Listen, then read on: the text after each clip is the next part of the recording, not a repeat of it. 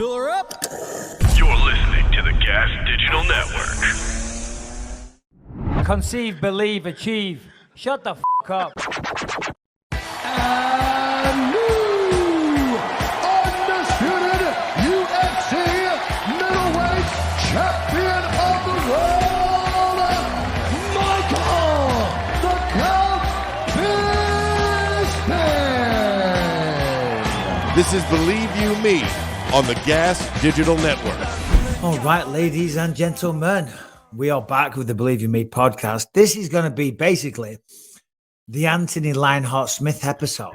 You know, everything revolves around you. You've got new fights. There's big shakeups with your former opponents and your division.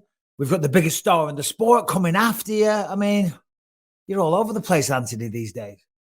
Listen, Mike, it's probably a good idea to bring me on. Oh, God, here we go. Here we go. It's coming out. The reality. Oh, Played it all humble for a while. Let's get right into this. McGregor. First of all, I want to ask you something. Did you snap your leg? Because he said you didn't break your leg. What was the injury? It was a medial malleosis fracture. So it's an extension of my leg bone that goes into my ankle. So not the same break, but right. Yeah, still a broken leg. Yeah, I had surgery. It's not like it didn't heal itself. I have 2 breaks in my back right now. Do you know what I mean? But they're not like, I'm not paralyzed, as you can clearly see. I can still go about my life, but there's still breaks. There's still fractures. Right. Still need operating on. Mm-hmm. Well, it's tough to fight with a broken leg and ankle. yeah, it's not easy. So anyway, I mean, what was your reaction? In fact, hold on. For anyone that hasn't heard this, Brian, just roll the tape. McGregor, he does love a good voice note on Twitter these days, and some of them are funny. I don't even know how to do that. I don't even know how to do those. I figured it out because I saw his. I didn't even know you could do that either. So I was messing around one day. But he did one at Joe Rogan just recently. Did you see that? I did see that one. Yeah. What did he say? What did he say? Oh, whatever. But anyway, go on. Play Conor having a go at Anthony. Come here. This one goes out to Anthony Smith. Yeah. You know, reports came out your last bout. You broke the leg, right? You're sitting there hobbled over the oak. What was the extent of the injury? There was silence out of your trap on that. So obviously it was a miscalculation. You didn't break your leg, but what was it? Was it a stress fracture? What was the issue, pal? Because you know what that looks like to me. You hobbling out there was what I experienced pre the break. What I went through in the camp and in training, and had them stress fractures, and they were building up over time, even over fucking years of booting people around. Yeah, it built up over time. So keep kicking, pal, until the leg snaps. Until then, strap your leg up and keep fucking going and get back in that cage and kick until the leg fucking fully snaps. And then you'll be at my level, yeah? And then go about what you got to go about to. I'm a big, bad machine. What can I say? God decided it. Big, bad machine, Anthony. Yeah, he's got the big part, right? For a 55er. Yeah, for a 55er. For a 55er. So go on. What do you say to that? Well, I mean, it seemed like he calmed down a little bit from the tweets once he put the voice note out. But I just said it was a medial malleosis break. And it's not, I mean, it's he compared it to his. It's a totally different part of the leg, but I never said that mine was worse or that his was worse. There's no way I could have. I mean, I tried. You know, I just couldn't walk. Yeah. But what I took from that was from just his whole little freak out. That's exactly the point that I was making. He made my whole point by having his freak out. He said that he had to do it because he wasn't healing correctly, and that the break was so bad that the percentages were really low. I'm not even questioning the reason. I get it. Like all of us who've had injuries, if there's something out there that's not like if there's something out there that could help me heal that I could do legally, totally would. You know what I mean? Because I would heal a lot faster. But it's not even his reasoning that I'm questioning. It's what bugs me and what I said bothered me is like guys like Anderson and guys like Chris Weidman and myself, like, have had lots of bad injuries, and we didn't have the ability to just step out of the USADA pool, get yourself healed, and then come back with no repercussions.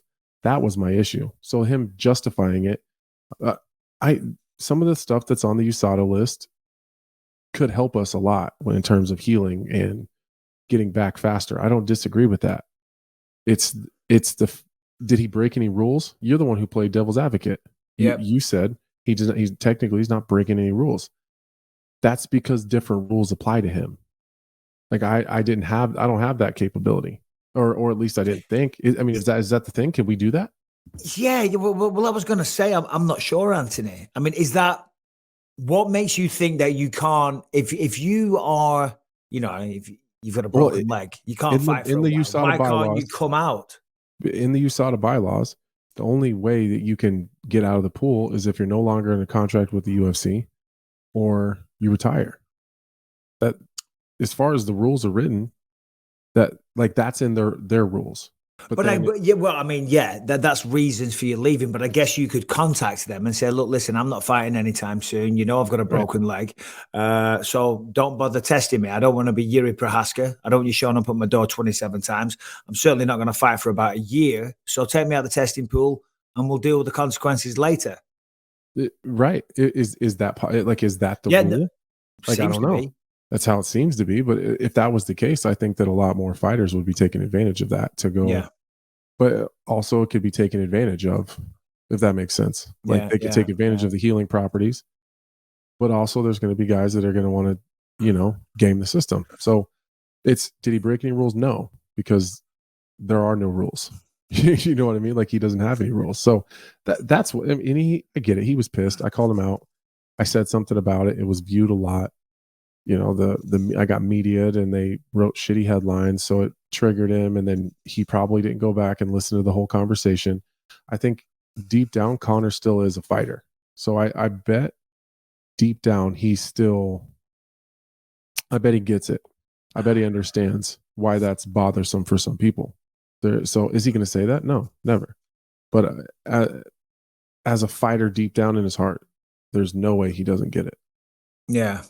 Well, it's just another day in the books, isn't it, really? And he comes at me, comes at you. Who else has he been going at? Joe Rogan, as I said before. What was it? Yeah. Shut up, Joe, you little fool. Yeah. What are you talking about? Smash this and smash that. What was smashed was my knee into your fucking eye socket. Yeah, shit. Oh, fucking, I can't do with that stupid voice that he did. But anyway, that was a bit heavy, weren't it? A way to start the show. Normally we're like, have a bit of intro. We do a bit of small talk, a bit of weekend shenanigans, and then we get into it. But you no. You were like talking with a slow voice. Well, I guess I need to be a little more clear. I guess I need to be a little more clear sometimes. You sounded like a serial killer. Mike, you get me in trouble. That's what it is. Don't fucking blame me. Oh, it's definitely you. I said nothing. I played devil's advocate. I made excuses for Conor. I'm just merely giving both sides of the fence. Yeah. How is that my fault? Oh, right. What do you call it? Because I get wrapped up in these conversations, and sometimes I forget that there's hundreds and thousands of people that are listening to this. So I to me, it's just you and I having a conversation. So sometimes I need to be, I assume that you know what I'm getting at, like, the point I'm trying to make. Yeah. Because we think a lot alike, and so I don't always voice that. I'll just say something. Sure. And I don't always make it very clear. Like, I never once said that Conor was breaking the rules. And I think that was the insinuation that he was cheating. I said it. Well, listen, sorry to cut you off, but it's just the assumption that he's doing steroids, right? That's what everyone's talking about. It's not just you. Well, we don't have any proof. He didn't deny it. Yeah, true. I mean, everyone seems to be on that assumption these days. He certainly put some size on, let's be honest. And if you look at the pieces, you haven't got to be a fucking, a forensic accountant when it comes to investigating. That's the headline right there. Michael Bisping puts the pieces together. I've been putting the pieces together, brother. All right, guys, let's just hear from Chalk real quick. Chalk, basically, they're offering an all-natural testosterone booster, and it is all natural. And it might be something that you want to take advantage of. You know, right now, men's testosterone levels are at an all-time low. So if you're following a good diet, you're killing it in the gym, you're doing everything you're trying, you're not losing weight, you're not building muscle, you maybe, you know, your libido is suffering, maybe your wife's, you know, bothered with you, maybe you just don't have energy. As you're getting a little bit older, start getting into your mid to late 30s, testosterone levels are dropping, and that is where Chalk comes in. Listen, CHOQ, Chalk. We know there's lots of nonsense out there on the market, but Chalk are proud to stand above the rest. They offer clean, pure, and healthy products. Chalk labels everything right then and there. You can see how much is going in. So no label fluffing, no underdosing. Chalk Daily is the cleanest research-based testosterone booster available. And along with the Chalk Daily, be sure to check out their male vitality stack and the Stack Ultra. Listen, as the holiday season approaches, give the gift of better health to yourself and others. Check out chalk.com. That's CHOQ.com. And while you're there, be sure to use the promo code BISPING at checkout. You're going to get a huge 35% off. Okay, that is quite the discount. CHOQ, chalk.com. Promo code BISPING. Get the testosterone. Get a better version of you. And get it at 35% off. Chalk.com. Code is BISPING. How was your weekend? No UFC of the weekend, Anthony.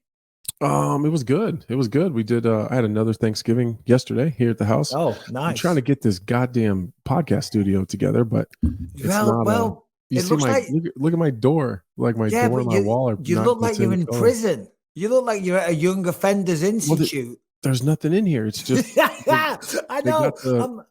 Guys, we got to send him some stuff. Where's my tree? There's a lot of shit from. Yeah, where's the Christmas tree blinking away in the background? I believe I sent me that picture of my dog. I have gifts. We got to get Anthony some objet d'art in the background. We need some bits and bobs. We need it. Some bits and bobs. We need some paint the whole thing the same fucking color first. You need a brick wall. But I got a new computer. I got some lights. I got a new screen. I got all this. I got a bar over here that you guys can't see. I'll show you guys later when it's all finished. I'll see it. Yeah, I don't even have there's not even a door handle on that door. You can't see it, but there's no handle on it because it's all brand new. Well, it's all brand new, ready to be broken in, and we shall do that. And we will send you bits and bobs and objet d'art. If there's any believers out there that want to send me some cool shit, I'll take it. Send some cool shit. Harrington, Brian, how are you, gentlemen? I'm doing great, Mike. Thanks for asking. Now, what do you think? Hey, what's up, Brian? What do you think Harrington looks like? We were talking about this earlier, Anthony. Okay. He looks different. He's shaved the beard and he's got the beanie and he's got the black sweater on. If you were to guess a profession for Harrington, what would that be? Burglary, probably. Yeah. I was going to say he looks like he's about to break into an 11-year-old's house and fucking run the faucet. If he had real big hair, he'd look like one of the guys from Home Alone. One of those. Yeah. Yes. Oh my God. Thank you. Because what did you call them, Brian? I said he looked like a wet bandit earlier. A wet bandit, and I was going to say sticky bandit because we was talking before you came on, and I said, bring that up. Say he looks like a wet bandit, and then I'll say to Anthony, what movie is that from? And I'm like, I guarantee he doesn't get it. Home Alone. Yeah.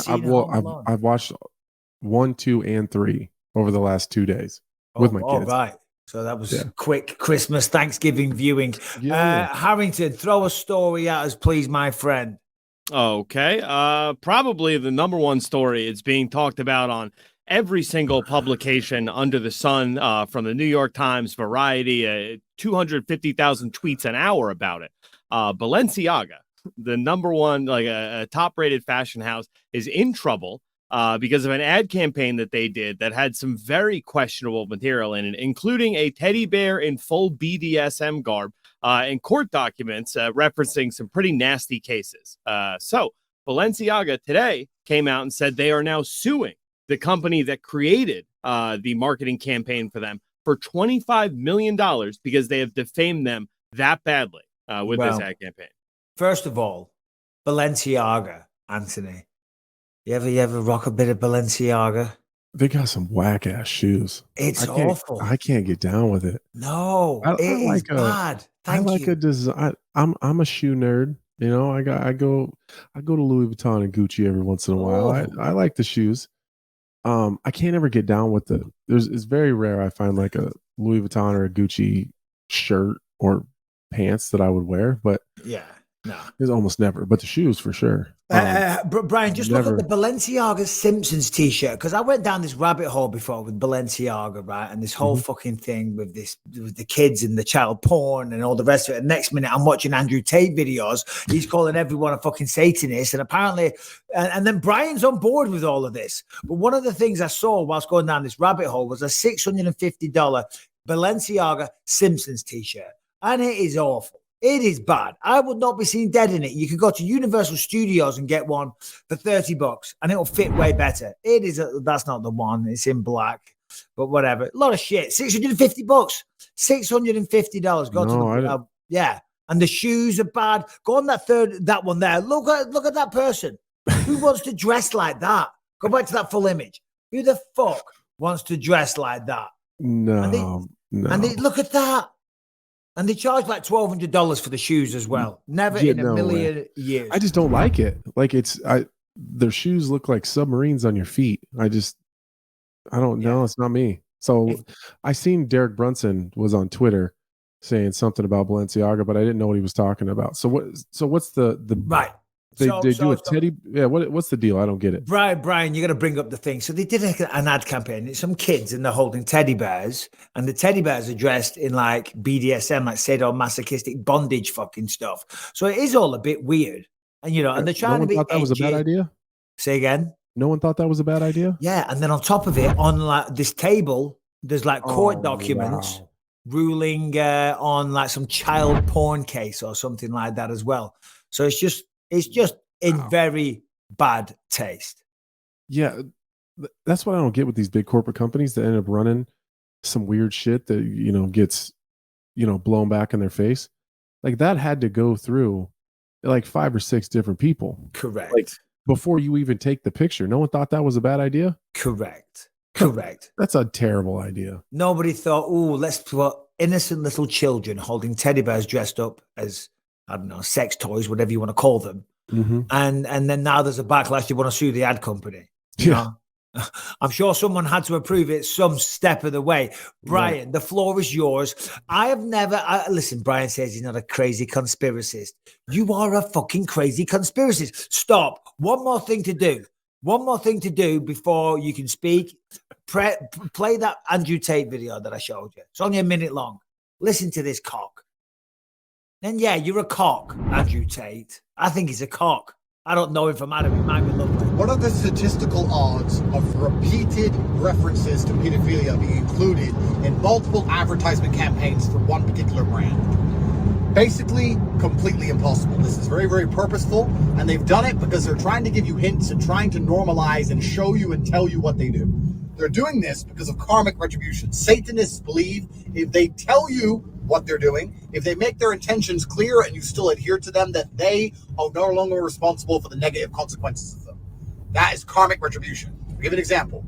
If I have a stall of poisoned apples and I put up a sign that says apples and you buy one, I've poisoned you. But if I have a stall of poisoned apples and I put up a sign that says poison apples and you buy one, now you've committed suicide. I have not poisoned you. You have committed suicide. If you know what I am doing, if you know what I am selling, and you still comply and adhere, you are basically saying that all the consequences are erased. That's how karmic retribution works in the satanic world. They are making it extremely clear to you, on purpose, little by little, trying to show the world they are pedophilic, because that way they will not be punished in the eyes of their God for their crimes. This is not just strange, unusual, some kind of coincidence. No, this is elites telling you that they are absolutely and utterly pedophiles, and they are here to see if you are complicit in the actions themselves. Now that you understand that, the question is, what are you really going to do about it? Right, boycotting Balenciaga is a fantastic. So, Brian, I see you nodding your head vigorously there. Vigorously. So all the elites, they're all pedophiles? I mean, all is a lot, but like, I mean, there were quite a few names on that flight list to Jeffrey Epstein's island, and Ghislaine Maxwell went to jail for trafficking people, to no one. Yeah. So I mean, you can't say that there isn't something shady going on. And at this point, that was one guy that's a very well-known sex offender. That one that is guy now with dead. a lot of very powerful friends on his flight logs. Yeah. And like, and I'm talking about like world leaders and Hollywood actors and producers and everybody who runs every part of media on the planet. Stop. Anthony, first of all, who's this guy talking about? Balenciaga, everyone that works at Balenciaga, everyone. No, but the people who run the company, the people who are trying. I'm more concerned why he's wearing a fucking fanny pack around his neck like a necklace. That's all I could focus on. Like, why are you wearing it like that, you goddamn idiot? That's why do you even see it? Why is he wearing a fanny wear pack? it like a crossbody or something, or wear it around your waist like a real man. The crossbody's done, man. That's like sold 3 years ago. Where's he wearing it? Where is it? Like his neck. It's around his neck. What an idiot. Douchebags do that. If you're out there wearing a bloody bomb bag, we call them in England, across there, you're a dick. I don't even know what to say or what we're doing. I feel like this has been the most bizarre start to an episode we've ever had. Yeah, it's well, the Balenciaga thing is super weird. Yeah, no, it is. I was just like, the concept that he's explaining is real, but I don't know if it applies here. There's no such thing, Satanists. No. Have you ever seen the Bohemian Grove video, Mike? No, I haven't. I'll show it to you after the show. So are people are eating children and stuff, are they? Is that what no? But they're conducting. But like Walter Cronkite is the host of all of these fucking super rich people and politicians doing some real satanic rituals. And fucking what blows my mind about it is Alex Jones is the one who filmed this fucking years ago. Oh, it's once you got Alex Jones on here, we're gonna lose everybody. Oh God.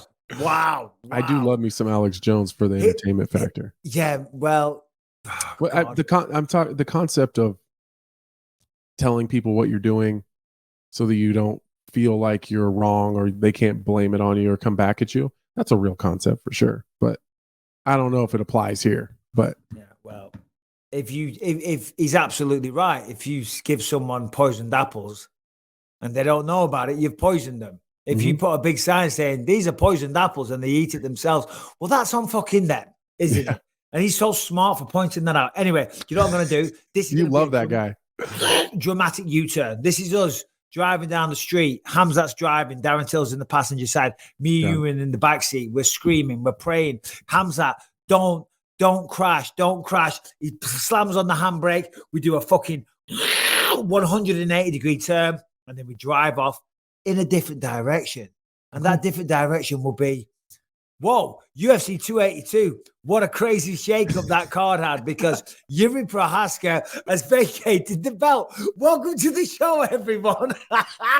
What was that? Oh, that's good. That was good. That was a good U-turn. Yeah, well, we had to, didn't we? The subscriber count's going down by the second. Let me ask you, though. I mean, that was a crazy turn of events. I don't think anyone expected that. Poor Jiri. We had him on the show last week, I think, or the week before, I forget. And, shoulder injury, out of it. Vacated the belt so the division can continue moving along. What are your thoughts on this whole situation, Ant? Well, I was shocked that he vacated so quickly, but I guess that just tells you how bad it really was. If they didn't want to do an interim title or anything like that, I feel really bad for Glover. Just from the reports, I think Ariel talked to him and put out the report that he was willing to fight Jan Blachowichz because he'd already prepared for him one time. He's already got a win over him. Kind of knows what he's getting into, but that Ankalaev was a more of a crapshoot. To be honest with you, maybe I'm just a Glover to share a nut hugger, but I think he beats both those guys anyways. But I understand his decision to maybe sit back and let the title fight go ahead and then hope that he's next in line. I think that's a smart career move.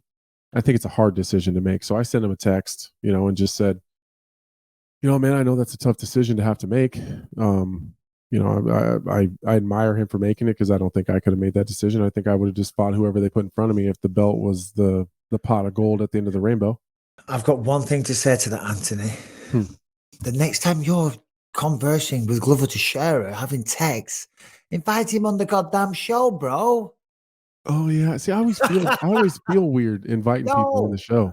Get the guests on. Get the guests. It's the text. It's the text that I got to send you. Like, hey, Mike, I got a Glover Teixeira coming on the podcast, and I'm just gonna. It's our show. You get on whoever I just you want, feel bad. bro. All right, Andrew Tate's on next Monday. Oh, fucking great! Can't wait for it. More bullshit. Yeah, as you said, first of all, I do feel bad for Jiri. Obviously, apparently one of the worst shoulder injuries that Dana said he's seen in the history of the company. So it must be pretty bad. He's stepped out, he's vacated the belt. I mean, he talks about the samurai lifestyle, but he really goddamn is, isn't he? So he's going to let that go ahead rather than an interim belt happening or be brought in.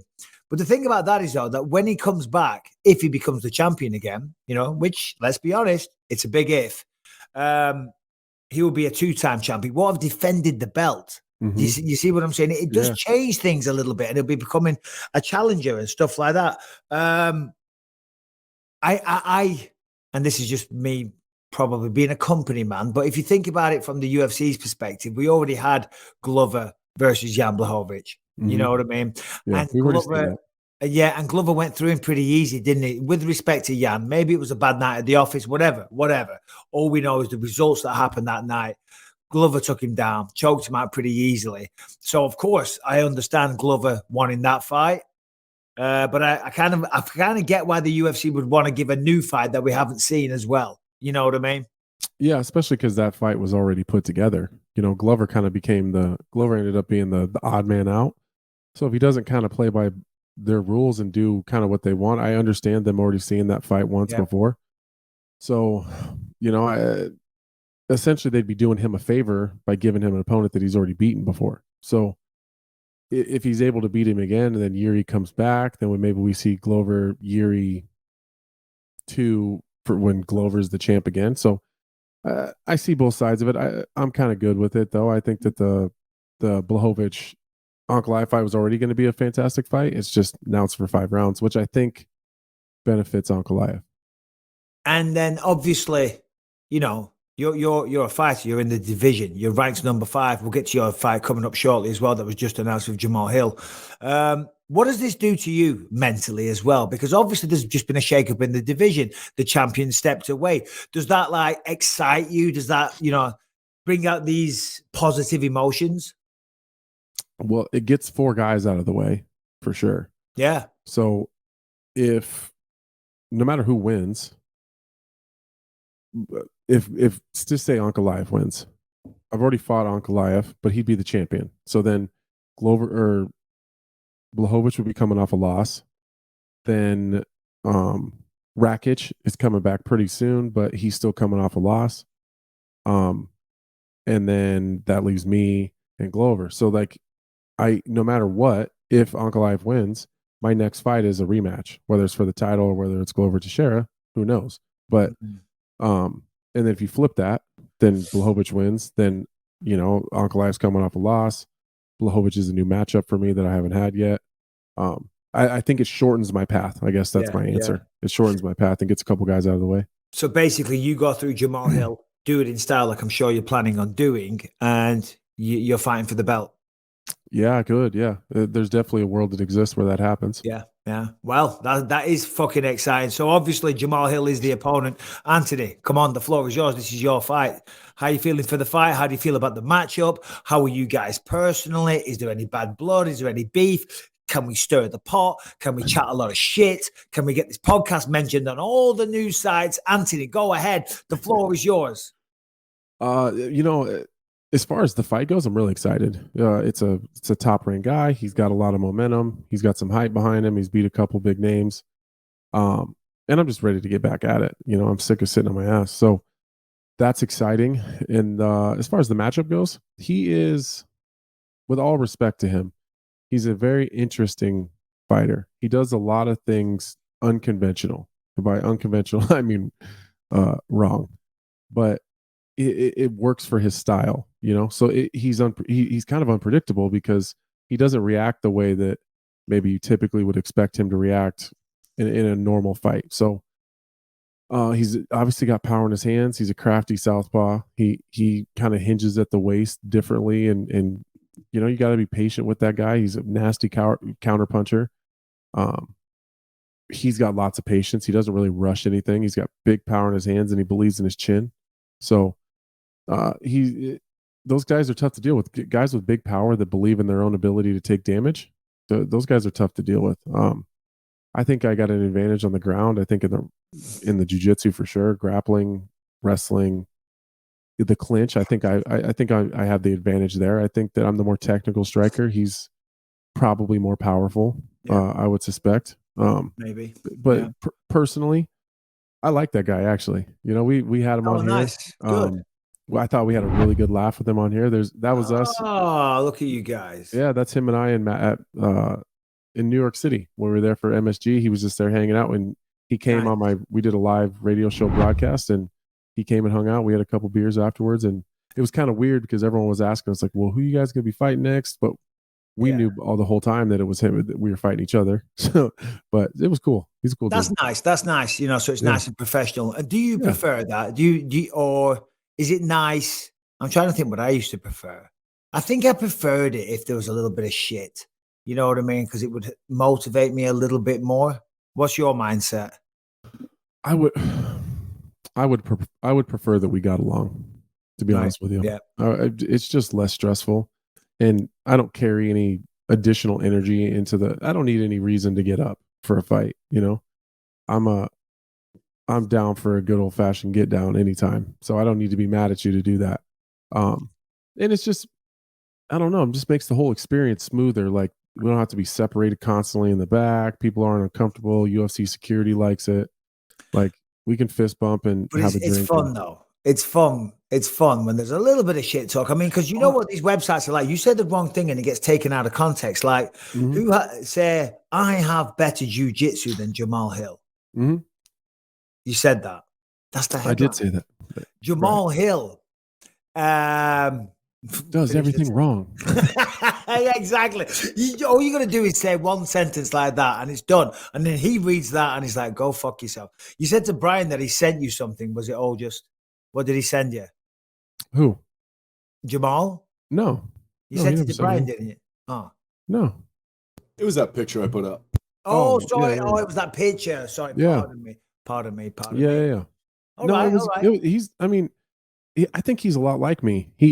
He doesn't need any reason to kick the shit out of me. You know what I mean? So I don't see any reason for us to hate each other or have any beef or whatever. Let's go. We'll go get done. And you know, when he first came into the UFC, I think we were in Raleigh. I think we were in Raleigh at the Raleigh event, and it was a while ago. And you know, I'm friends with Brian Butler, his manager, and so Brian introduced me to him, and he's just a kind of a real green guy. And I gave him some advice, you know, in the hotel lobby. We're having a beer and kind of just, I don't know, laid the land out for him a little bit. And to be fair, he's always appreciated that. He's always thanked me for that every time I see him. Right. Well, good. I'm still going to beat him up though. Oh no, for sure. 100%. When the referee says fight, that's it. But well, that's nice. It makes a nice change. And he is a cool guy. So you were on that episode, were you, when he came on? Because he was awesome. He had some good stories. His street fighting stories were hilarious. Yeah, a lot of street fighting stories. Well, we're looking forward to it, Anthony. It's going to be good having you back in action. Keep us updated throughout the training camp. Paulo Costa is always very entertaining on Twitter. Harrington, he came after me. You guys stirring the pot because Paulo he didn't at me. He didn't tag me. But do you know what I want to know? Is it true that what was the prediction in the Simpsons picture? So Elon Musk tweeted out that the Simpsons predicted that he would buy Twitter. Season 26, episode 12. So they did, but hold on. The Simpsons have predicted so many things that have come true. It's mental. Like, they predicted Donald Trump as president, I believe, right? Yeah, I think so. Yeah. Obviously, what else? right down to how he announced his running. You know what I mean? Like almost to the point where Trump might have watched that Simpsons episode and said, that's a good idea. Yeah. Anyway, so go on, give us the lowdown. What's Paulo going about? So Paulo Costa said, hey, Elon, please buy TikTok and delete it. And then he thought about it and said, please buy a new eye to Bisping and give him a retirement form at UFC host. Yeah. So I'm trying to figure out, I wasn't sure. Is he talking shit? Is he being nice? Please buy Bisping a new eye. And I was like, oh, that's nice. It's like, nice guy. So he can walk away, retire from the UFC because he doesn't want to hear my commentary. I think that's what he means, right? Fuck you, Paulo. There's your fucking headline, Anthony. That's how you do it. If you got a new eye, what would you having a new eye have anything to do with you still doing commentary? Nothing was just trying to be funny. He's having a laugh. Well, it was funny. Yeah, it was funny. He's. Did you see the thing he said to Izzy? No. Oh God, because Paulo has been going off on social media. Go on. What did he say? Harrington, do you got that up or no? I'm frantically searching. Sorry. Oh my God, it is. What? It starts off like he has something really nice to say about Izzy, and then it ends really fucking funny. I just can't wait till they find it because I'll might have deleted it. Oh, let's have a look. Yeah. So Izzy is genuinely a nice guy. I remember we're doing a meet and greet, signing autographs and taking pictures before UFC 253 Abu Dhabi. Just before we finish and go out, a baby starts to cry in the queue. Adesanya clocked this and gently asked the mother if him could help her with the problem. He gently grabbed the baby, sat down in his seat with the baby on his knees. He pulled up his shirt and breastfed the baby there and then. True hero. If that doesn't speak to someone's personality, then I don't know what will. Oh, God. Oh, God. The fact that the tweet was headlined with much respect is the best part. Yeah. Oh, dear. Oh, so funny. We never talked about this Blachowicz versus Magomed Ankalaev, Anthony. Who do you see winning that? What do you think? I think Blachowicz. I think Blachowicz wins. And that's not a knock on. If I was trying to knock on Ankalaev or big myself up, I would just lie and say I thought Ankalaev was going to win, which would make me look better. But yeah, excuse me. I think that Blachowicz is the bigger fighter for sure.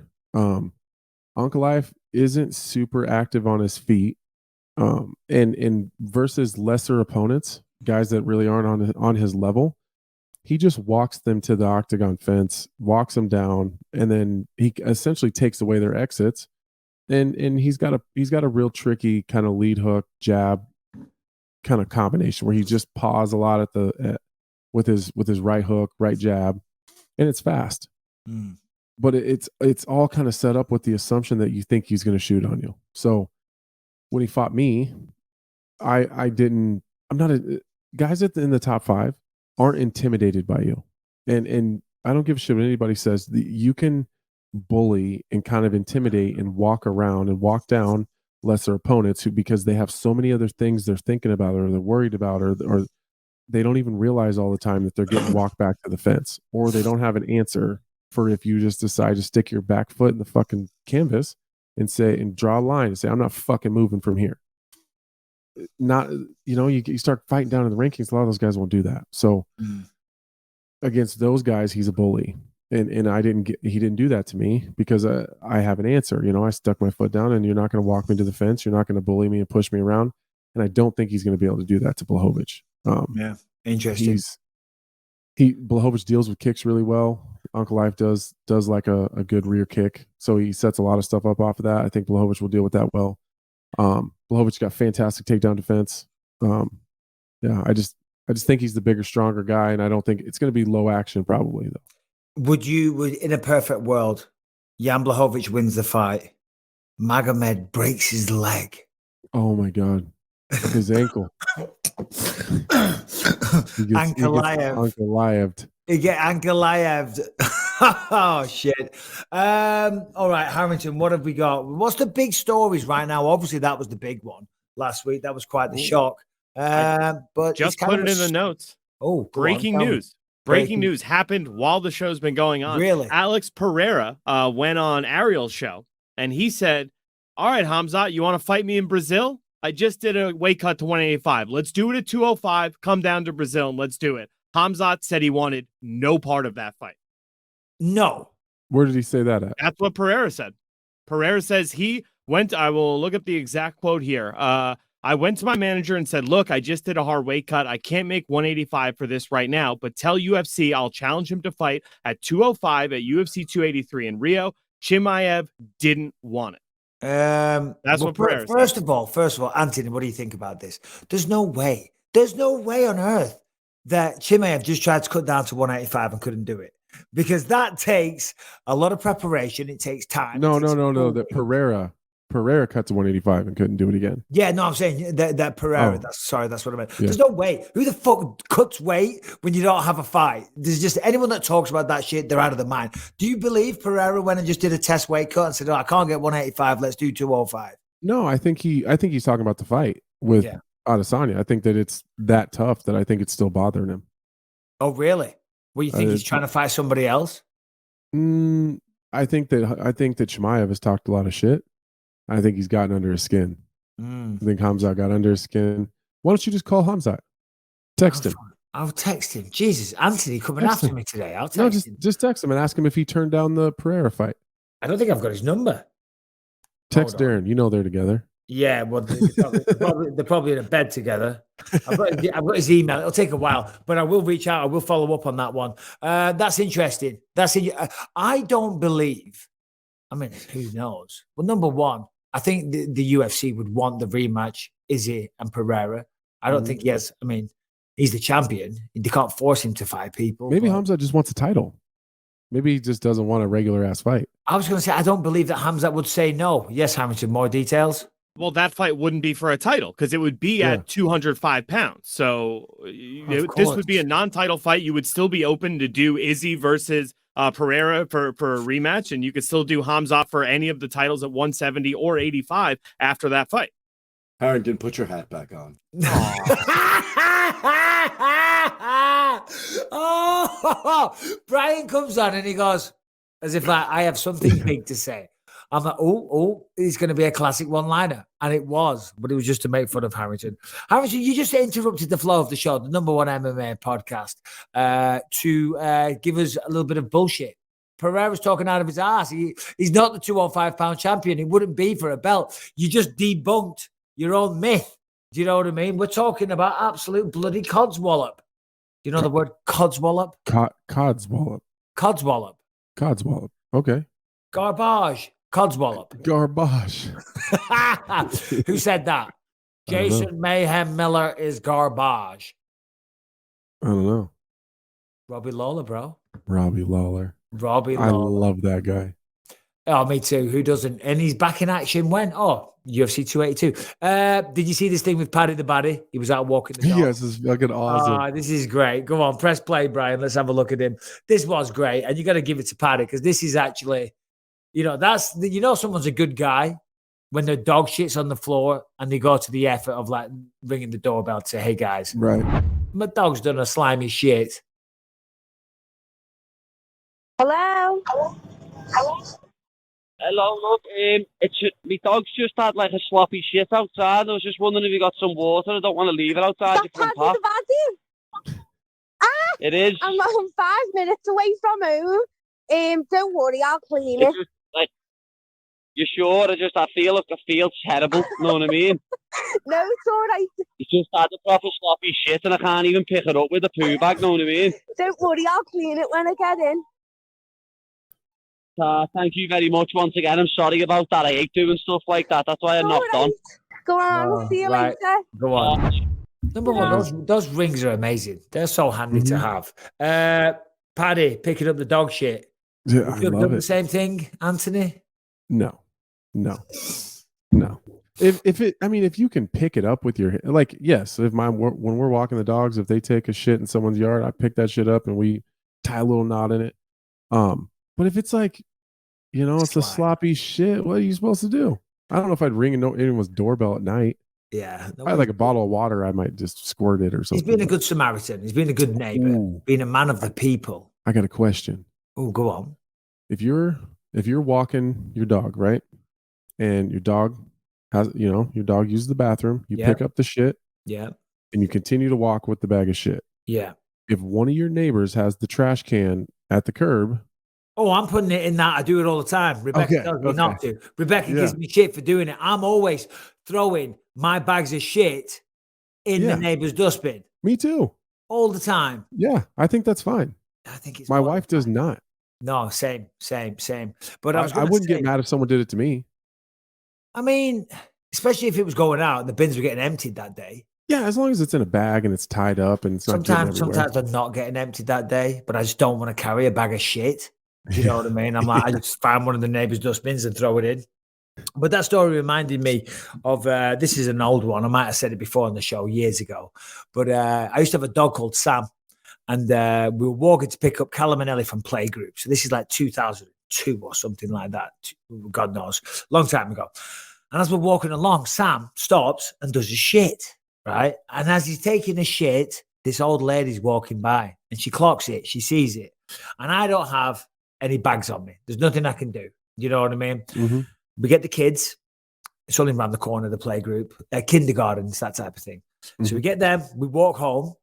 As we're walking in the house, literally as we're just going through the front door, the dog has a seizure, has a major freak out, foaming at the mouth, and dies. Right? Dies right then and there as we're walking in the house. Yeah. Shits its own pants, right?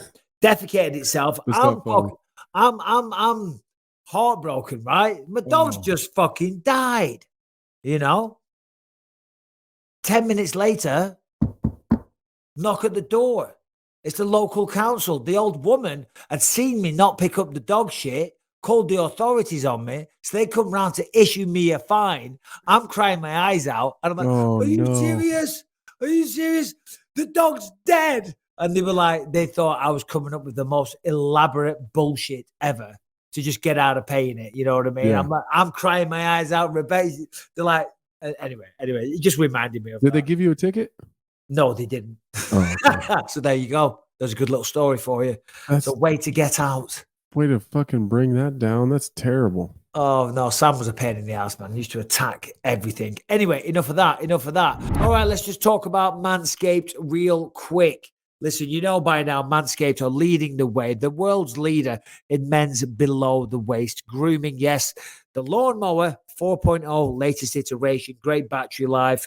You can trim all your stuff, and you're not going to hurt yourself. You're not going to cut yourself. You're not going to be bleeding from your penis next time you're just doing a bit of grooming. So I really strongly recommend it. Okay. But there's a bunch of different packages that you can get right now. You can get the Platinum Package 4.0, which is the one-stop shop for the man who deserves it all. The Platinum Package has each product from the best-selling Performance Package. Plus, you get the Ultra Premium Body Wash, the Ultra Premium 2-in-1 Shampoo and Conditioner, and the Ultra Premium Deodorant. The Performance Package, as I said, it has the 4.0. It has the Weed Whacker, which is the nose and ear hair trimmer as well. Plus all the shower gear. It's all vegan, sulfate-free. Leave your skin feeling all nice and hydrated and fresh. The Crop Preserver, which is a ball deodorant. If you've got smelly balls, that's a thing of the past. The Platinum Package 4.0, sitting under the tree, is guaranteed to put anyone in the holiday spirit. And for the perfect stocking stuffer, why don't you add in the brand new Body Buffer, an incredible body scrubber that makes exfoliating easy and a lot cleaner than the old loofah. You do feel nice when you have a good exfoliate. And yes, you're probably thinking, Bisping, you're a lying bastard. You have never exfoliated once in your life. Well, you're wrong. Oh, I do love to exfoliate. I love feeling so smooth and clean, and you can do too. So go to manscaped.com today. All the shit I just said. Christmas presents galore, presents for yourself, and you're going to get it at 20% off. Manscaped.com. The code is Bisping. Get your jingle balls ready for the holidays. Manscaped.com. Use the code Bisping. 20% off. Well, our guest last week, Brendan Loughnane, did well at the weekend. Shout out Brendan Loughnane. Got to give him a special mention. Beautiful performance against Bubba. Did you manage to catch it, Anthony? I did. I watched the whole goddamn event just to watch him. Same. So happy for that guy. So happy. He looked fantastic too. It was nasty. I've never seen a guy switch stances so much in my life. I know. That kid. I'd never really watched him fight or anything, and I'm a fan. I enjoyed every second of it. Oh no, the high output. I mean, the takedown defense.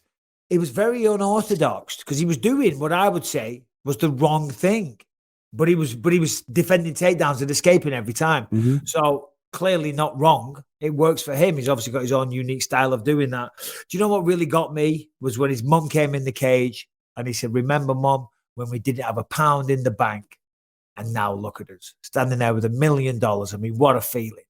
Yeah, that's kind of that's a story that's somewhat unique to MMA. You know what I mean? Like, obviously, there's there's stories out there where athletes and football players and basketball players came from nothing and made something of themselves. But by and large, a lot of us kind of came from nothing and didn't have a lot until we had a lot. So it's just one of those teary moments, you're like fucking happy for that guy, like even, I don't know, there's guys that I don't typically like that much that I'm, you see some success or them kind of overcome something. Like, even it takes me back to Rockhold, to be honest with you, where all he ever wanted was some respect, and all he ever wanted was people to like him, and then he gets in this wild barn burner with Paulo Costa, and like now he's like beloved. I'm kind of happy for him that people like him. You know what I mean?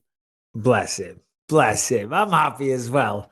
Shout out, Luke. Hope you're well. And shout out, of course, to Brendan Loughnane. Harrington, give us a big MMA story. The biggest story ever that's people are losing their minds for. Okay. Kayla Harrison. It's got to be. For sure. Yeah, you nailed it. Kayla Harrison. She was 15-0 heading into this fight. On the PFL talk, guys. Jeez Louise, you know what I mean? We're trying to keep the people invested somewhat. Do you know what I mean? UFC, baby. We talked Brendan. We did it. I loved it. It's great. Kayla got beat by Pacheco. Go on. What's your point, Harrington? No, I really didn't have one. I was hoping Anthony would pick up the slack on that. No, I didn't. I was just being funny. I was just being funny. No, she got beat. Pacheco's good. I don't want to talk about it. I want to talk about Brendan's fight only. That was it. That was the highlight. That was the main event. It was done for me after that. I went to bed. I watched Kayla. She did lose a very close decision. It's a close fight. It was back and forth. I think she underestimated her. Kayla Harrison's a big, tough girl. So is that Pacheco. Fucking hell. Anyway, there you go. There's your roundup. Give me a story, bro. Okay, how about this? Conor McGregor might be in his feelings a little bit, staying up late, watching old fights and calling out Anthony Smith because he's dealing with yet another lawsuit that's making him lose sleep. This time from former training partner Artem Lobov, who says he is entitled to around $30 million or 5% of the total $600 million sale of proper number 12 whiskey because, according to Artem, the whole thing was his idea. Yep. Excuse me. Did you see that? Obviously, you must have read up on this. You must have seen that. I mean, they used to be friends. They were very close friends, weren't they? That was the reason. That was the reason the whole bloody Khabib feud started, because I forget what Khabib was saying to Artem. Artem jumps on the jet with all the lads, and it all kicks off. So it's sad to see. It's a shame to see. I mean, who fucking knows? Maybe he did come up with the name. I don't know. We don't know the details. But he better have that on a piece of paper somewhere. I've heard that story before, though, where Artem's done interviews, and maybe even Conor said it. I'm not 100% sure about that part, but I feel like I've heard them both tell stories where they were having a conversation, and Artem did come up with the idea, or maybe it was I don't know if it was the name or the idea of proper number 12. And then he went on to say that he's never asked Conor for anything, that Conor's tried to pay him for training camps, and he's never taken $1 from Conor. And then now he wants lots of dollars. So I don't know. I've seen that as well. I'm not really picking a side, but it is too bad that they go from such good friends to lawsuits. But I did see Conor's little voice note. Sorry. Oh yeah. Where he's Artem is a rat, na na na na, hey, na na na na, hey. Yeah. Well, money's the root of all evil. That seems dangerous for Conor, though. Why? Who knows every deep, dark secret you have, Michael Bisping? Oh yeah. Fucking no one. Thank God. Well, if anybody knew him, it'd be your best friend. Yeah. It'll be Yes. fucking Artem, the wee bastard. The bastard's fucking Artem Lobov with the fucking lawsuit against your friend. We've got nothing to talk about, Harrington. What's going on in these goddamn notes? We've got fights this weekend. I'm excited. You're going to be in Orlando? No, I'm not. Are you going? I'm going, yeah. Fuck. Come on, bro. I need a day off every once in a while. You got all the days off, and I'm just here. I'm here grinding away so I can pay the bills here at the BYM. Keep the lights on. Fucking get some lights. Never mind. Keep the lights on. Get some lights. Send the man some artwork. Yeah, no, I'll be there. It's a good fight card. Stephen Thompson, Kevin Holland, all the way. Taito Avasa, Sergei Pavlovich. Ooh, that's a good one too. Yeah, that Pavlovich is a hard-hitting motherfucker. Yeah, he's beat Derek Lewis last, right? Yeah, knocked him out first round. Yeah. Derek argued the stoppage, but either way, he is huge. I kept trying to crack jokes with him because at the press conference, at the weigh-in, and then in the check. Oh, you know what? Funny story. I kicked Pavlovich out of my locker room though. My last fight. Sergei Pavlovich. Yeah, I kicked him out of my locker room because what was he doing? No problem with him. He seems like a super nice guy. Disrespectful. But him and Ankalaev were like super buddy all week long. Like, you know, they're both Russian. They're like, it's very clear that they're friends. And so I kept cracking jokes with him, like through his translator while we were at the press conference and the weigh-ins and all that stuff. Cause he fought right before or right after me. So when they line you up, we're always right next to each other. So I kept telling his translator, like, ask him how he got so fucking big. Because, like, his features are big. Like, his fingers are, like, twice as big around his line. Like, he's just a huge man. So I was messing with him. But then we showed up for the fight night, and him and I were in the same locker room. So it was like, but he kept going out into the hallway and, like, chit-chatting and hanging out with Ankalaev. And I was like, no way. Like, this is too weird. Like, I'm not liking this shit. So not that I thought they were trying to do anything. No.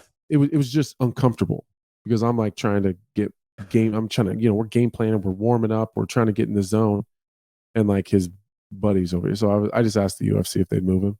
Yeah. Hey, well, he knows now. Now he's gonna beat the shit out of me when he sees me probably. Because he is a big I'm such a bitch too, because when they came to me, I left. Well, no, when they asked him to leave, or like they told him he had to leave, I left. Right. So you knew that was gonna happen. That's just the toilet. They're coming in now. I'm such a pussy. He's a big dude though. Hey, but you know what, to be fair, it's like that. When you're getting ready for a fight, and obviously the energy is gonna be correct. When you're backstage in the locker room, exactly you want the energy, you want everyone cool, calm, a nice vibe, maybe a bit of music on, whatever, no bad energy, no fucking strangers, no potentially people sending information back to your opponent on what you're doing, what you're working on when you're warming up, which I'm sure he wasn't doing, but no, I don't think he was. But like you said, I think you put it perfectly. It was just bad energy. Yeah. It was just it was weird. I didn't like it. And it just I couldn't not focus on it. It was driving me crazy. Let me ask you this. Does Taito Avasa get to do a shoe-it on Saturday night? Because Ty was on a 5-fight knockout streak, lost to Cyril Gane, went up against Pavlovich. No, who did he fight? Oh, it was Cyril Gane. That was his last fight. Yeah. Now he's fighting Sergei Pavlovich, of course. I mean, both these guys, Ty and Sergei, they fight one way. They're heavy-handed, the pair of them. They knock motherfuckers out. I don't think we're going to see Taito Avasa fucking doing double leg takedowns and stuff like that. I think we're going to see a slugfest, and whoever lands that big shot first is probably going to be the victor. Does Ty get to do a shoey? I don't know. I don't think so. I don't think so. And I like Ty a lot. And I feel like an asshole because the last couple times I've been picking against him. But it's not him. It's just he's swimming with sharks right now, and a lot of it is his body type. There's a lot of it. He's a little bit shorter for the division, and although he's heavy, like he's at that 265 kind of limit. He doesn't, like when I stand next to him, I don't feel like he's a huge dude. Like Pavlovich is so big, he made me uncomfortable. Like he's just so much bigger than I am. Yeah. And I don't feel like that when I'm standing next to Ty. So it's just his composition's different. So he just seems like a smaller man. Yeah, I think Ty that is makes a weird difference. because Ty's not the tallest. I don't know what he is, probably 5'11", something like that. Yeah. But if you see the size of the legs and the ass on him, he's a big, heavy guy. Obviously, I think he cuts to make 265. Yeah. But I'm with you. When you're with him, I feel like I'm the same size as him. Yeah. I feel like I'm bigger than him because I'm a little bit taller. He doesn't seem that big. But then when you see him in his shorts and all the stuff off, he's wide, he's thick, he's solid. But yeah, I do know exactly what you're saying. But just looking at the fight card here, Stephen Thompson, Kevin Holland. Obviously, you're not going to be on Thursday's show. I'm going to get some quick picks off you. Stephen Thompson, Kevin Holland. Go ahead. I think I like Stephen Thompson in this fight. It's hard to pick against Stephen Thompson against a pure striker. It's until he starts to age more, you know what I mean? Like, he's not a young man by any means. So at some point in time, Father Time's going to catch up with him. And it's going to slow him down a little bit. But if Stephen Thompson is in shape, he's uninjured, and his weight cut goes well, I would favor him over pretty much any pure striker in the UFC. So, or at least definitely in the welterweight division. Maybe not the entire UFC, but definitely welterweight. So I don't see Kevin Holland shooting takedowns. I don't see Kevin Holland looking to grapple. It's anytime he does, it's because the other person initiated it. So I do, man, Stephen Thompson's a dog too. You know, I've trained with him a few times, and I was really shocked at he's clearly very gritty, or very, very technical, very pretty, very, you know what I mean? Like, he fights very pretty, but when he has to, like, he'll dogfight, and he makes it real tough. He's put me to my knees a couple times with body shots. Oh, no, I'm sure. I'm sure. No, I'm such a fan of his. I mean, he's just the nicest guy, isn't he? Let's be honest. And it's not fake. It's not an act. That's just who he genuinely is. I wanted that's one thing after I trained with him that I wanted to get out. Like, I talked about it any chance I got. Like, that is not fake. That is just who he is. Cameras are off, behind the scenes, in the gym, when the lights are off and it's closed and we're sitting around chit-chatting. That's the same fucking guy.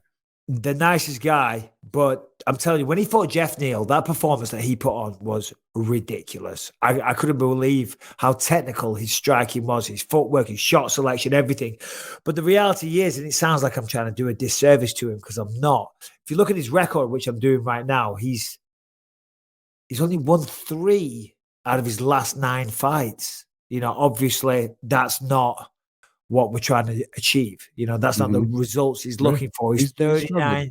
He's 39, but he's fighting the best. I mean, Bilal Muhammad, that was his last fight. Bilal's fucking strong as an ox and out grappling everybody, unless you called Sean Brady. He'll knock you out. Gilbert Burns, again, Gilbert took him down, controlled him, of course. Pettis knocked him out, and then Darren Till, that close one. He's got the 2 wins against Jeff Neal and Vicente Luque in there. I agree with you. You know, Kevin Holland, I don't think he's going to come out and wrestle too much because he just doesn't seem to be that guy. Love Kevin Holland as well. Very different energy than Stephen Wonderboy Thompson. But Kevin Holland's awesome. Do you know Kevin much? We've chit-chatted a little bit. Not too well, but I've always enjoyed every interaction I've had with him. He's super funny. He's really laid back and chill. Like, there doesn't seem to be a lot of things that bother that guy. But when he fought Derek Brunson, did you work that one? Did you call that fight? I don't believe so. He was screaming. He was screaming at Khabib in the. Oh yeah, no, that's right. That's right. He was having a conversation with Khabib whilst he was having the fight, and in the corner he was talking to Khabib and stuff like that. A little bit distracted. That was going to say he can lose focus. You can. It's almost like he's so relaxed. Sometimes he can almost be too relaxed, where he loses focus on what he's doing. Yeah. I mean, I've got to be careful how I word this because I'm a big fan of the guy. So am I. Yeah. Sometimes he seems to subconsciously not prioritize, but like puts a show on more. I'm sure he hasn't sat there consciously and said, I'm going to prioritize the show over the win. You know what I mean? But he's a showman first. Do you know what I mean? And of course, he's a martial artist and a fighter. But sometimes if he was just a little bit more dialed in, maybe that would improve the performances. I think that's what you're trying to say. Yeah. If he was a little meaner, you know, if he was, it doesn't, I don't know, sometimes I just think, like, could you just turn up the anger just a little bit? Like just be a little nastier, Kevin. Who was he nearly fighting? Who did he? Oh, Kamaru at the last pay-per-view. Did you see that? Yeah. Well, it was Kamaru, it was Khamzat, it was Nate Diaz. All of those guys were beefing hard. Yeah. Holland doesn't care. I love it. But that's what happened with the Holland Khamzat fight, right? That was the 281 press conference or whatever. Yeah. Oh shit! You know RJ, right? That works for the UFC RJ Cliff, stage manager. Yeah. So RJ was right there when that whole beef was happening, and he told me something that gave me a lot of respect for Kevin Holland. It was Khamzat and his 47 people that travel with him. It was Nate Diaz and the 117 people that travel with him. It was who's the other one? Was someone else there? Someone else was there. Whoever was in that beef. But it's all those guys with these huge crews and just Kevin Holland by himself, scrapping like by his lonesome. I thought that was a fucking cool story. Yeah, no, it is. God bless him. God bless him. We're going to get Kevin on the show again. We've had him on a few times. He asked me to go on his podcast. I will do that, but I was in Bulgaria. He said, next week, I'll come see you, Mike. I went, I'm in Bulgaria. It's a bit of a trek. Wait till I get back. All right. Harrington, throw something at us, please, for the love of God. Don't make it stupid. Okay. There's a bunch of you see the regret on his face. It's like, that was about to be stupid. I can't do the stupid one. No, I was gonna ask about one fight way down on that card, but please. If you're gonna give me the chance to, Marc Diakiese versus Michael Johnson. Oh, what do you guys think about this fight? Because I'm just seeing that this matchup is on there. I'm super hyped for it. I want to get your take on it. Yeah. It's such a shame because I know both guys. Michael Johnson, I have so much respect for him, the body of work, the career that he's had. And he was so open. I don't know if you saw some of his comments because he went through a bit of a rough stint. He was losing some fights and he said, I've got no money. I'm broke. I've lost all my friends. People are just fake. And, he was very honest and raw and open. And I had so much respect for him. So I was so happy to see him come back and get a win. I forget who we last fought. But Marc Diakiese, obviously, English guy. I know him well. I've known him for years. We had my coach used to coach him as well. My coach, Daz. It's one of those. You hate to see this fight happen because one of them is going to lose. But I tell you what, do you know who wins? Anthony. Do you know who wins? The fans. The fans. There's another one like that too coming up. Go on. Drew Dober, Bobby Green. Oh yeah. When's that? It's not this upcoming weekend. It's December 17th, maybe. Right. But you just made me think of it because it's one of those fights where I don't want to, me and Bobby came up through Strikeforce together. There's only a couple of us Strikeforce guys really left. And so we've always had a connection over that. I love that dude. I love watching him fight. But me and Drew Dober had our amateur fights, our first amateur debut on the same night. What same year card. was that? 06. 06. Yeah. Neither one of us were even 18 yet, I don't think. Yeah. Really? Yeah, we were both like 17. His mom came and signed a waiver. And I lied. It was wild. That's crazy. Just a Nebraska guy at heart, and I love him. So it's like I don't want to watch him. The fans are going to win for sure because that's going to be a goddamn barn burner. But I don't want to see either one of those guys lose. Yeah, kind of like the Diakiese Michael Johnson fight. Yeah, it's always tough. For Diakiese, he's a great striker, very, very explosive. But last few fights, he's turned into a wrestler. So I wonder if he's going to do that against Michael Johnson. Anyway, Harrington. I would. Throw us a good story, something meaty, something we can get our teeth into, something that we can really flex our intellectual prowess with. Okay, well, speaking of wrestler, I want to get your take on this. Henry Cejudo says that Jon Jones is a significantly better wrestler than Curtis Blaydes, and if that matchup does happen for the interim title, it's going to be a blessing in disguise, easy money for Jon Jones if those two were to fight. Cejudo said that? So, I mean... They're both very good wrestlers. I don't know what Curtis Blaydes' accolades are. He uses it very effectively in the octagon. Jones has time after time after time shown that he can wrestle at the very top level. Brian O'Harrington, just look up their actual wrestling accolades, but I don't think it's, I don't know. What do you make of that statement? Significantly? I don't know if I'd say that. Yeah. You got to remember, like Curtis Blaydes is a natural heavyweight. When John was wrestling in college, I think he was a junior college national champion. I mean, what did he weigh? Wrestle at 197 or like he's a much smaller guy. The smaller you get, whether it's fighting, wrestling, anything, you're going to be more technical. That's just. You all right there? Oh yeah. Sorry, I'm boring you. No. I had a late night last night. I was like a bit of a yawn, Anthony. No offense. I do it all the time. I just hide it. Just a bit of a yawn. I'm sorry, mate. You know, I'm just messing with you. Oh God. So John is probably more technical because he's a smaller guy. You know, heavyweights fighters or wrestlers. You know, they're just not quite as technical. But I think Curtis Blaydes is more than he has more than sufficient skills to deal with John Jones. I wonder why Cejudo. He went down to fight ready, didn't he? Yeah, he was training there a little bit. Yeah. So basically, he's gone down there. He's impressed Cejudo. Listen, we all know John Jones can wrestle. Brian's got the official accolades here, which is De La Salle Institute winning a state title his senior year while also compiling an undefeated 44-0 record. That's John Jones. Blaydes won the NCAA national. Curtis. Oh, that's Curtis, is it? 44-0. Fucking hell, it's pretty impressive. But it's how you put it all together. It's how the octagon. It's how you set it up. You know. Well, it's about how you mix it together with your striking too, and get to the takedown. Like, I don't suspect we see John Jones just slice through Curtis Blaydes wrestling. Could he get a takedown? For sure. If you had to put money on who Jones fights next, who do you think? You think it's going to be Curtis Blaydes? Because I know there has been some rumors. I do.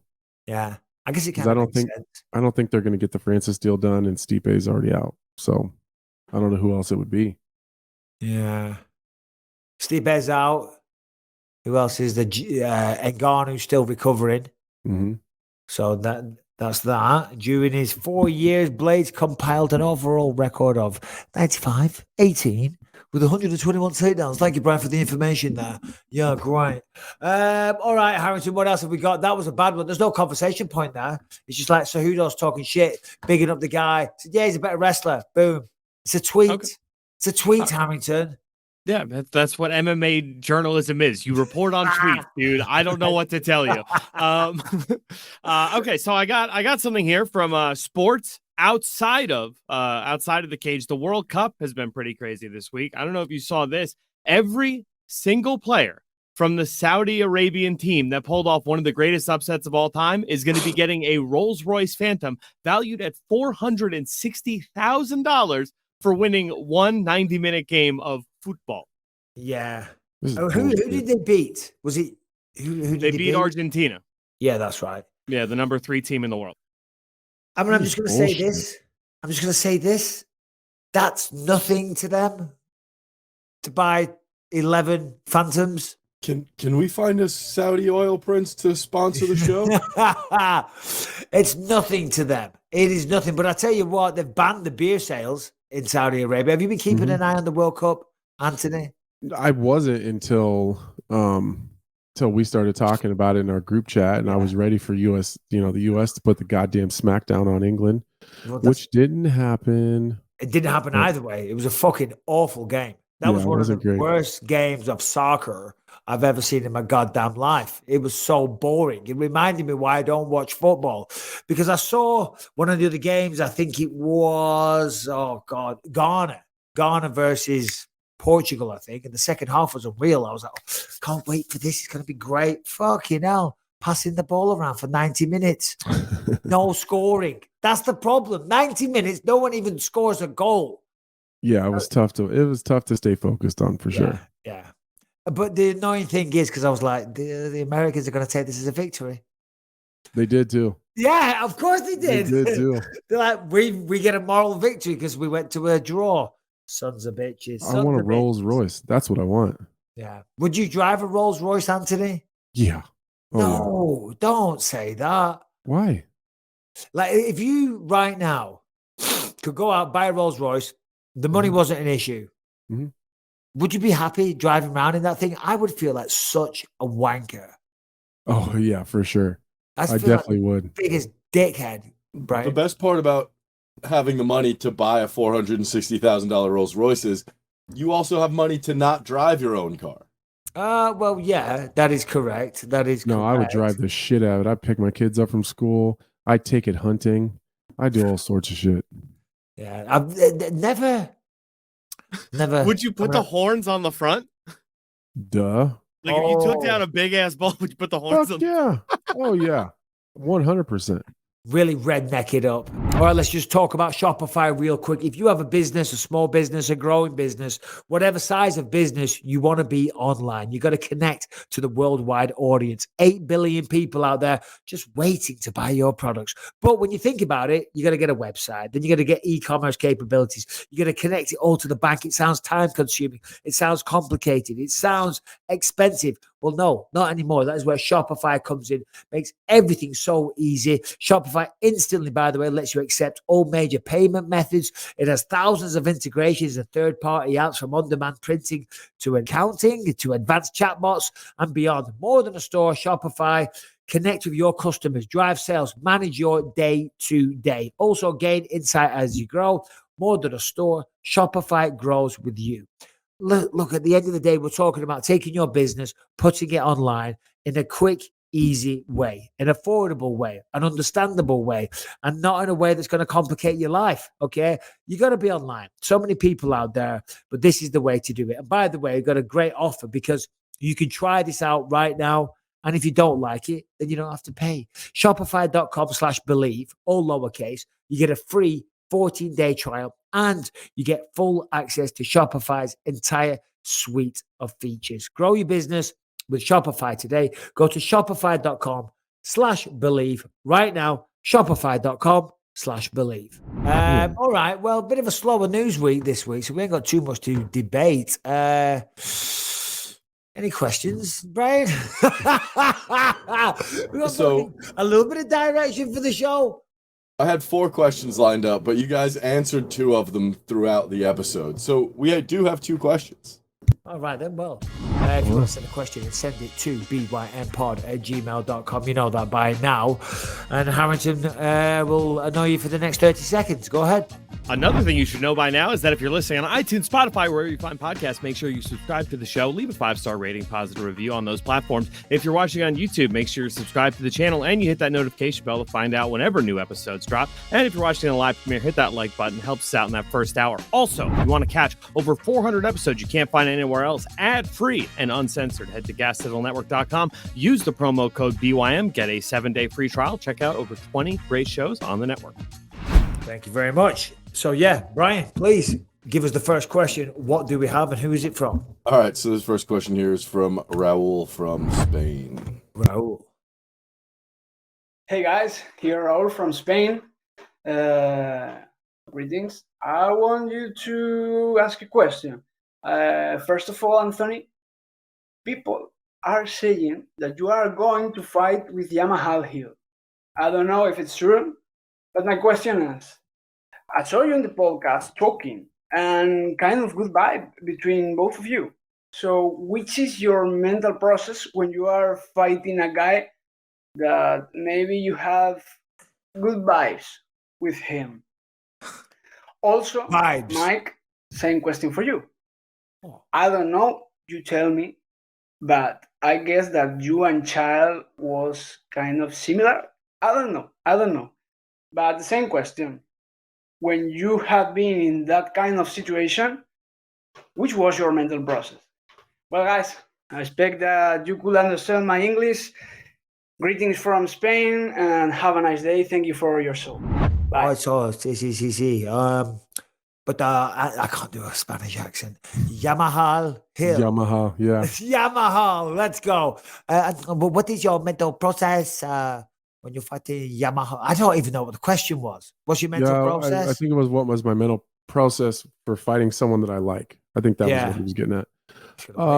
Listen, I don't want to get my ass kicked. Yeah. Like at the end of the day, you're not beating me up on pay-per-view or in a main event on ESPN. So it's pretty easy. I always look at it like that dude's trying to take food off my table. Like I got a couple kids.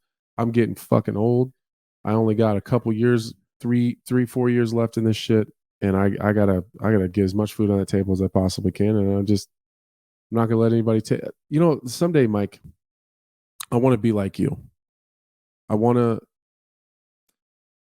I don't want to get too sappy here, but no, please. I don't want to be fucking doing this forever. I don't want to be running my body into fucking car accidents every single day, grinding, chasing this thing that I'll probably get, and it won't be worth it when I get it anyways. But the only way to find that out is to go get it. Yeah. And I'd like to lay my head down someday and just be content. And I don't think that I'll ever be able to sleep well at night if I don't just touch the top, even for a day. Even if I can just win it, and I would give it up the next day. It wouldn't even matter. It's not even holding it. I don't give a shit about defending it. I don't give a fuck about carrying it on for 5 years. I just want to fucking win it for one day. And that's why it's so easy for me to fight people that I like, because that title is more important than anything Jamahal Hill has, says, does. That's all I want. I just want the fucking belt for one day. Wow. You said a lot of good things there. Thank you very much for being so kind. But I mean, you said you want to be content. It never ends. It never, like when I was fighting, of course, the fact that I won the belt, I'll be honest, it does. The fact that I won the belt, it kind of made it all worth it. I mean, I set my family up for a better life. And that's ultimately why I got into it. But then, of course, we have our own ego, our own goals, our own missions that we want to accomplish. And that, of course, is what I always wanted to achieve as well. And I was able to do that. But then once you retire, because I used to always be terrified of retiring. Like, what am I going to do? What am I going to do? What am I going to do for business? How am I going to earn money? We have become quite accustomed to this lifestyle that we live. Do you know what I mean? I know exactly. And it isn't going to last forever. So when I stop fighting, how are we going to continue living our life? And you figure it out. And doors open and opportunities present themselves. You know, you got to use your brain and your mind and work fucking hard, you know. But he asked me about Chael. When I fought Chael Sonnen, everyone thought there'd be a ton of shit talk between the two of us. But it was last minute. It was super last minute. I was meant to fight Damian Maia, and then Marc Munoz pulled out of a fight. So they made who did? Chris Weidman stepped in and fought somebody. Weidman stepped in and fought Damian Maia. Yeah, Weidman fought Damian Maia, and then they gave me Chael Sonnen. Yeah. But it is what it is. You know, we didn't talk any shit. We had like a week, I think. You know, but still, something like that. A week or two, I think. Brian, thank you. I mean, that reminded me of something that I had in the notes here that I wanted to ask you guys. Ovince St. Preux has now had to deal with, he's fighting next weekend, UFC 282. He's now had to deal with 3 different opponents in the span of 10 days. How do you guys deal with that as fighters? It is what it is. Well, I was going to say before, you know, Anthony was saying, you know, you're trying to get ready for this fight, and all. It's always against yourself. Yourself is the biggest opponent in life, and that's a cliche and it's a cheesy saying that people use these days, but it's true. It's true. We're all competing against our fucking selves. We want to be the best version of ourselves. We want to be as disciplined as we can in training camp. We want to do the miles. We want to do the sparring. We want to not cheat. We want to fucking go early to bed, eat the perfect diet. But doing all that, it's easy to say, but it's hard to fucking do. Do you know what I mean? And yes, different opponents present different challenges. But ultimately, if you could just go there, the best fucking version of yourself, then who gives a fuck who's going to show up? You know? And I think to a certain degree, it sounds like that's the mentality that Ovince St. Preux has. Yeah, I couldn't have said that any better. There's too much shit to worry about to be worried. Like, once you lose one opponent, like, fuck, just make sure someone's fucking there when I get there. Like, I don't give a shit who it is. Just make sure someone shows up, because the only thing worse than dealing with all of the other shit you got to deal with to get there is to get there and no one be there. Like, not to end up not having a fight. That's the worst fucking part. So I just hope he sticks with it and has an opponent at the end of the day. I think I asked you this recently. Have you had that happen to you? I was very lucky. Never. Yeah. It's never I feel for guys, you do all that work and then last minute the fight gets pulled. Yeah. Or, you know, we saw it with COVID times happening a lot, you know, fights getting rescheduled. That's not too bad. I mean, I guess you've done the weight cut and you formulate your training camp to peak on that day. So there is further complications, but if they just push it back 2-3 weeks, at least you know you're still going to fight. Right. You know what I mean? I can only imagine what it's like to go through a training camp, show like to the Derek Lewis. event. That's happened to him. Oh God, yeah. That's happened to him a couple. Like when I fought Devin Clark, we ended up being the main event because he was supposed to fight Curtis Blaydes, and then Blaydes got COVID or something the night before the fight, or got sick and couldn't fight, and then it's just happened to him again, and he was the one that got sick. So like, it's weird that as many fights as you and I have, it's never happened. It's happened twice to Derek Lewis. Yeah. Crazy. Do we know what happened to him? Did anything ever come out why he pulled out of that fight? They just had stomach issues. Stomach issues. That's what I heard. Yeah. Yeah. Oh well. Go on, Brian. What else we got, buddy? All right, we got one more question here from Mr. Jago Lynn. Jago Lynn. BYM, let's go. Just left the pub. Right. Anthony, Michael, this one's for you. Michael, do you reckon that mixing out into a club is better than shooting a wild animal? And then Anthony, do you reckon shooting a wild animal is better than mixing out into a club? Let's fucking go. I want to hear it. Oi, Harrington, fuck off. And your baby. Yeah, there we go. And your baby. Oh, is that what he said? Oh, God, he did. Oh my God, because that other guy, they're starting a trend. Fuck you and your baby. And your baby. Sorry, Harrington. We got to get a shirt. I've got to say, some guy sent in a bunch of great T-shirt designs as well. Yeah, I've seen that. There's some other ones as well that came in at the weekend from this guy in Australia. Oh my God, you're going to love these designs, Anthony. I'm going to send them to you after this show. I'll text. Bro, wait till you see these. They're unbelievable. So they'll be ready for Christmas, ladies and gentlemen. Get your merch. I don't know where from, but we're figuring it out. But what was the question? Harrington, fuck you and your baby. Oh, yeah, he's asking, if you're DJing at a club, Anthony, it's a beautiful feeling. You're there, you're in the vibe, you're playing your music, everyone's dancing, you're bringing in the next tune, you've lined up the beats perfectly.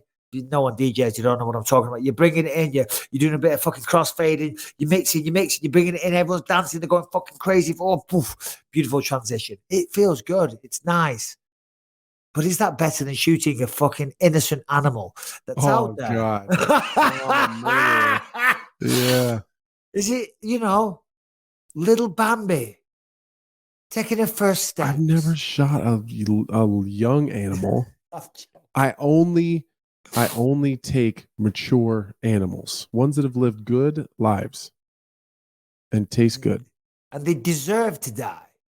Fuck.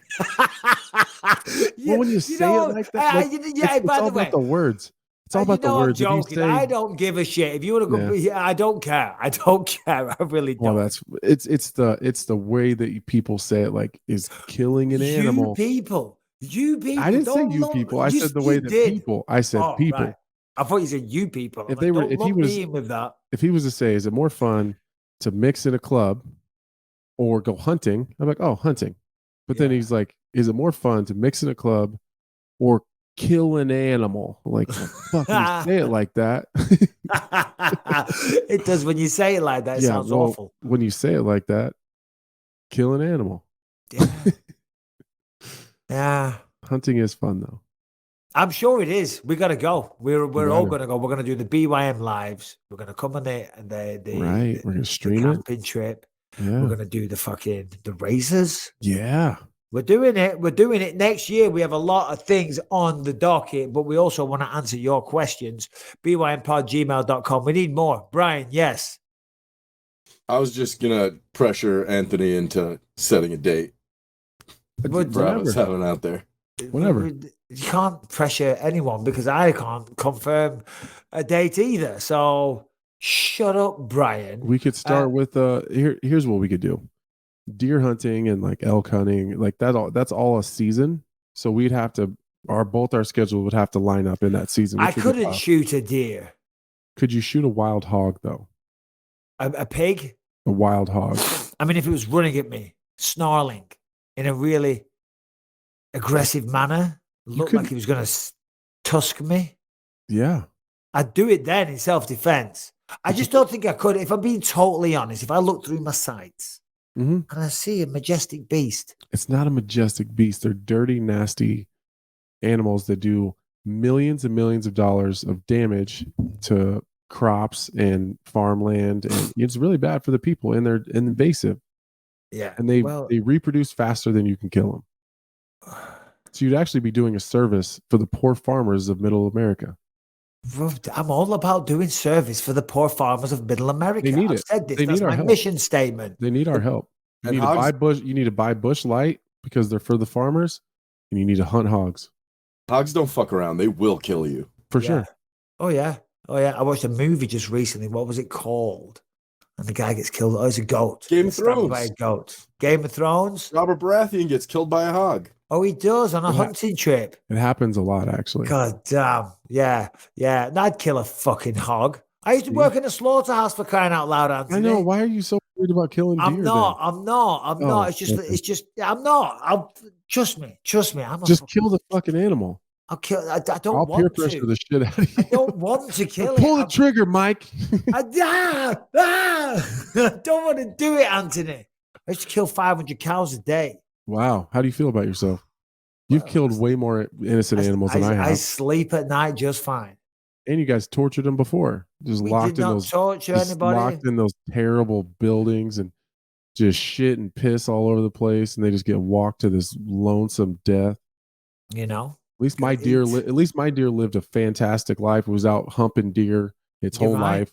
You're right. Its Still whole created. life, having a happy time, walking through, thinking about, I'm going to get laid again tonight. Oh, look at that. There's some lovely grass over there. I'm going to nibble that grass. I'm going to bring it back to my little kids. No, I'm not.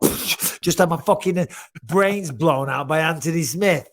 Frolicking in the beautiful summer's meadow. That's all it was doing. It was happy until then. It was happy. I think that's the show, guys. We kind of struggled on that one there today. There's not a lot going on. There's not a lot of news. Bro, I'm trying to do fucking videos for my YouTube channel. There's fucking nothing to talk about. The biggest story is Conor McGregor threatening you.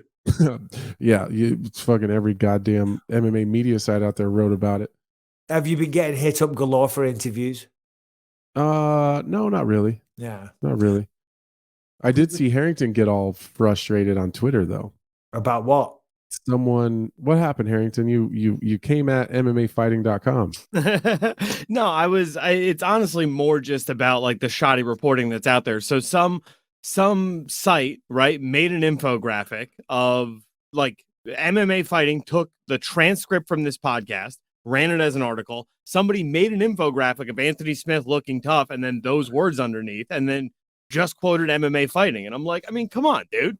Listen. What were the words? What were the words? The context from the podcast about saying what I said on here. Yeah. Well, that's what they do. You know. Oh, let's have a look. See, right. At the bottom it says via MMA Junkie, and Harrington is mad that it didn't say via the BYM pod. Well, listen, when Mike Harrington is the MMA media watchdog, there's fucking issues. Fucking Brian never fails. What was I going to say then? No. Yeah, but this is what they do, because I was talking about, there were some headlines the other day. I mean, again, to be fair, we're just saying there's not a lot to talk about. There's not many stories going on, yada, yada, yada. They've got to type some shit. You know, I had the story the other day saying Michael Bisping lambast, that's the word that they use, lambast MMA fans for being fickle. And I was talking about, who was I talking about? Oh, Jorge Masvidal. You know, I just said, you know, MMA fans meaning en masse, you know, the general masses, the casual fan base. You know, he lost 3 fights, 2 to Kamaru, 1 to Colby. When you lose some fights, they write you off instantly. That doesn't mean that Jorge Masvidal as a man has changed. That fighting spirit that he's always had, that he's always been known for, has diminished all of a sudden. No. I said, but MMA fans are fickle. But yeah, Michael Bisping lambast. I didn't fucking lambast anyone. I couldn't lambast anyone if I tried. Sounds like something I might get arrested for. You ever lambasted anyone, Harrington? I don't even know what the fuck that means. Lambasted. I fucking lambasted the shit out of her last night. Anyway. I think we'll leave that there, boys. What do you reckon? Yeah, that's it. That's it. That'll do it. All right. Adios.